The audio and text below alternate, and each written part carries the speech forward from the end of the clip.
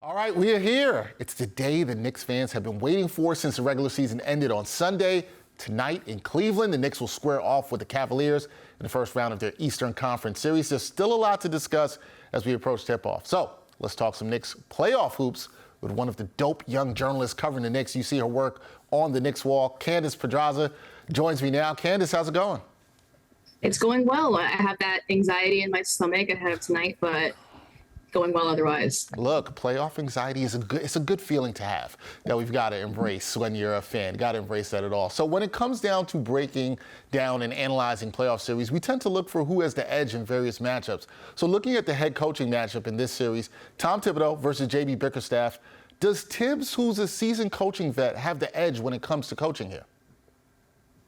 I think so, especially because he is also coming off of that series against Atlanta very recently.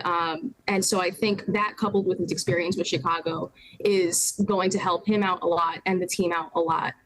Whereas with Cleveland, JB Bickerstaff, excellent coach, of course. He also has Donovan Mitchell at his disposal, who has a lot of playoff experience himself. But Tibbs knows what it's like to be a coach in a playoff series and make a deep run. So I think that that's going to give him the edge for sure. All right, going with the edge for head coach Tom Thibodeau of the Knicks. Let's talk about the players, because when it comes to the players on the floor, many members of this Knicks squad, they played in the 2021 series, loss that you talked about to Atlanta. The Cavs, they're a young group with some starters that lack playoff experience. How much will playoff experience matter once this series starts? A lot. I look to the matchup between Jalen Brunson and Donovan Mitchell the most when it comes to playoff experience. Both made deep runs in the Western Conference very recently. And so I think those two are going to provide a lot of playoff experience to these young teams. So while, the Knicks have had a few players leave and have a lot more younger players come in who didn't get to experience that Atlanta series, I think with the tutelage of Jalen Brunson behind them, they'll be prepared as much as they can be. But as many people have said, the playoffs are like a different sport compared to the regular season. So I think that's just going to be great experience for both teams. But I do think that they're very evenly matched. And I think that's another reason why a lot of folks are looking to this series to be one of the best for round one. I think that both are so young that it's going to be a learning curve, I would say, for both as we look ahead to these next few games. Yeah, playoffs are definitely a learning curve, definitely a different animal. I want to talk about Julius Randle a little bit here because it was reported yesterday that he is targeting a return for game one. He's listed as questionable for tonight's game and plans to test his left ankle prior to game time. Now, you know this. I know Knicks fans want to see the forward back on the court, but should he play in game one if he's not close to or 100%? I personally don't think so. I would much rather have a healthy, strong Julius Randle for game two onward.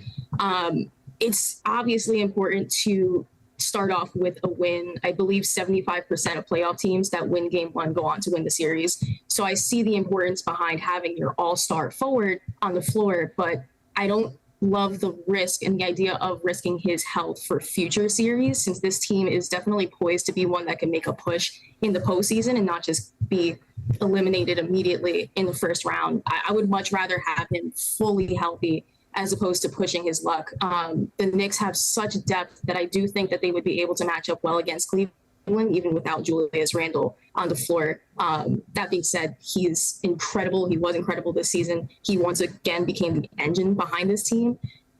So I do think that he would swing the series in the Knicks' favor, but at the same time, I would much rather have him 100%. So no, I don't think that he should play if he's not there. All right, looking at the long-term health there, long-term picture for this playoff series. Last thing, Candace, you just mentioned this. Every team, they want to win the first game of a 7-game series.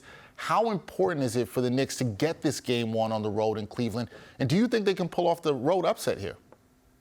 Absolutely. I think that the Knicks are poised, like I said, to upset any team because they have that bench depth. It's a next man up mentality with this team. So although there is, the 50-50 chance that Julius Randle may or may not play, I do think that it's very possible for them to win on the road. And they were a great road team in the regular season as well. So I do think that it's very possible for them to pull off the upset That being said, if they lose game one and then Randle comes back game two, I do think it's very possible to at least steal that one before heading back to the Garden for game three. So that being said, personally, in my unbiased opinion, I think that they could. I think that they could pull off the upset tonight. All right, there you go. Going with the Knicks, having a chance to pull off the upset in game one in Cleveland. That'll go down tonight. Series gets started. Knicks fans have been waiting for this. Check out the work of Candace Pedraza on the Knicks wall. She does such a great job there. Candace, pleasure to do this with you. Thank you for the time. Appreciate it. Yeah, thank you so much. Happy to be here.